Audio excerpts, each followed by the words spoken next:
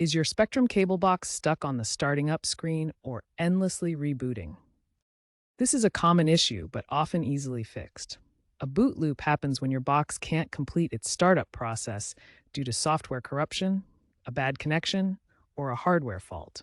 First, try a simple soft reset. Unplug the power cord from the back of the box for 30 seconds, then plug it back in. This clears temporary memory without erasing your settings and resolves the issue about 90% of the time, according to Spectrum.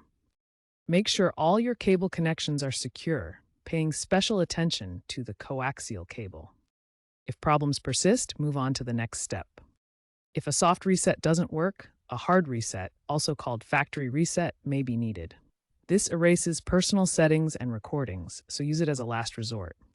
The first method is to locate the reset button on the back or side of your Spectrum box. It's usually a small hole. Use a paper clip to press and hold the reset button for 10 to 15 seconds, then release. The second method, if you can access the menu, is to go to Settings, then Support, then Factory Reset. Follow the on-screen instructions.